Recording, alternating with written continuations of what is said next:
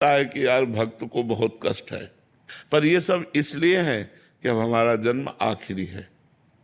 अब हमारा जन्म भगवान की कृपा से होगा, कर्म बंधन से नहीं होगा। तो वो सब भुगताए जा रहे हैं। बड़े बड़े संतों के, बड़े बड़े भक्तों के जीवन में, उनके रास्ते में जो दुख दिखाई देता है, उसका कारण होता है हम बहुत जन्मों से पाप किए, तो उन पापों की धुलाई हो रही, सफाई हो रही। अब हम स्वच्छ और निर्मल होकर भगवान के पास चले जाएंगे। और जिनको बहुत जन्म भोगना है, तो उनका थोड़ा थोड़ा ऐसे भोगते भोगते पशु पक्षी योनि न जाने कौन कौन सी योनियों में जाना पड़ता है। लेकिन जो धर्म से चलता है, सत्य से चलता है, उसके पापों का नाश होकर वो परम पवित्र भगवान की कृपा को प्राप्त होता है। इसलिए प्रायः धर्मात्मा पुरुष को दुखी देखा जाता है। जो धर्म से चलता है उसमें समस्या ही समस्या दिखाए, और जो पाप है इसलिए समस्या नहीं कि अभी पाप कर रहा है, अब अनेकों जन्म भोगेगा, अनेकों जन्म, बहुत लंबा सफर है, इसलिए उसे थोड़ा थोड़ा भुगताया जाता है। और जिसका आखिरी जन्म होता है उसे सब पूरा हिसाब करवा के थोड़ा थोड़ा और भगवान के पास भेज दिया जाता है। पर इतना आनंद दिया जाता है हृदय में कि दुख का प्रभाव नहीं पड़ता। दुख का प्रभाव नहीं पड़ा। अगर दुख का प्रभाव पड़े तो हम प्रश्न उत्तर दे ही ना पाए, हम परेशान हो जाएं। पर भगवान कृपा किए रहते हैं, तो जैसे समुद्र की तूफानी लहरों को उसका तट रोकता है, ऐसे भगवान की कृपा दुख को रोके रहती है। दुख है पर वो इतना विचलित नहीं कर पा रहा कि कुछ सेवा न बन पावे। यही भगवान की बड़ी कृपा है। महाराज जी, हम जैसे विपत्ति को नष्ट करने के लिए अगर कोई विधान का ज्ञान आप दें तो महाराज जी। हमारा तुम्हारा तो भगवान के लिए भजन होगा, भजन। और जिनके यहाँ पुत्र भगवान बनकर के आ रहे हैं, देवकी वसुदेव भारी विपत्ति में है न, ऐसे महापुरुषों को तो राजमहलों में परम सुख से संतान प्रकट करना चाहिए, लेकिन संतान कहाँ प्रकट हो रही। कितना भारी दुख है देवकी वसुदेव जी को, कितनी भारी विपत्ति है। मतलब घोर राक्षसी स्वभाव वालों का पहरा है, हथकड़ी बेड़ियां हैं, और जो पुत्र पैदा होता है वो कंस के पास ले जाते हैं और कंस उसे मार डालता है।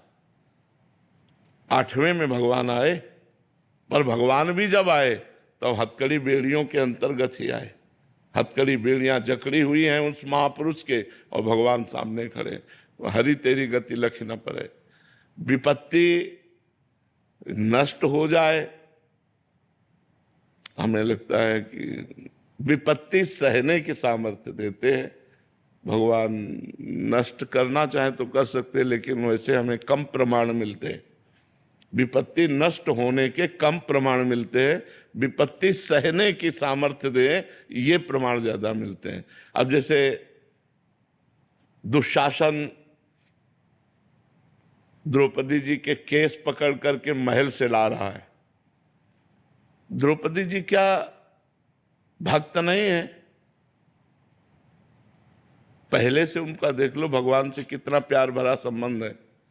क्या सर्वज्ञ भगवान नहीं जान रहे? जान नहीं रहे? महल से जो ही केस पकड़ा उसी समय भगवान जान रहे, लेकिन तब तक वो चुप रहे जब तक द्रौपदी ने पुकारा नहीं। अन्य आश्रय था पांडवों का, भीष्म जी आदि का, जब सब आश्रय छूटा, पुकारा, तो यही भगवान वस्त्र बन गए। तो हमें लगता है कि विपत्ति भोगने की सामर्थ्य देते हैं, विपत्ति मिटाते नहीं। तो हमें लगता है कि भगवान विपत्ति नष्ट नहीं करते, भगवान विपत्ति को सहने की सामर्थ्य देते हैं। तो भगवान से प्रार्थना करना चाहिए कि हमें सहने की सामर्थ्य दो।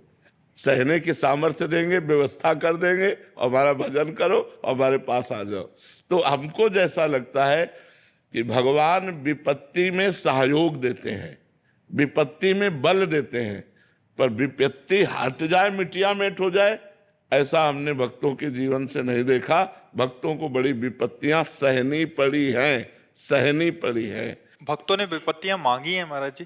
आप भी कभी कभी बोलते हैं कि ये किडनी रोग न होता तो ये स्थिति नहीं होती। आप भी काफी बार सुना है। भगवान, हाँ, भगवान का विधान होता है। यही तो भक्तों की महिमा है कि वो दुख मांगते हैं, क्योंकि दुख में भगवान का जैसा विपत्ति में सुमिरन होता है ना, वैसा सुख में नहीं होता है। जब कोई साथ नहीं देता, एकमात्र भगवान का सुमिरन, तो वो भगवत प्राप्ति करा देता है। सुख में तो उस कोटि का सुमिरन नहीं होता, जब विपत्ति और दुख में सुमिरन होता है। इसलिए कुंती जी ने दुख मांगा था।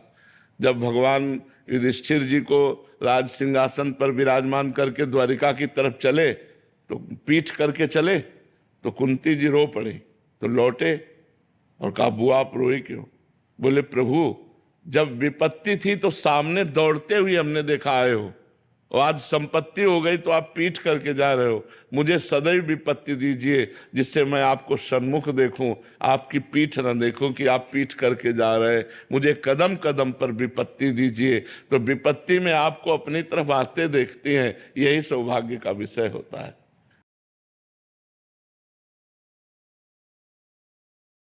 और माता जी कह गए थे हम आपके अपने बेटे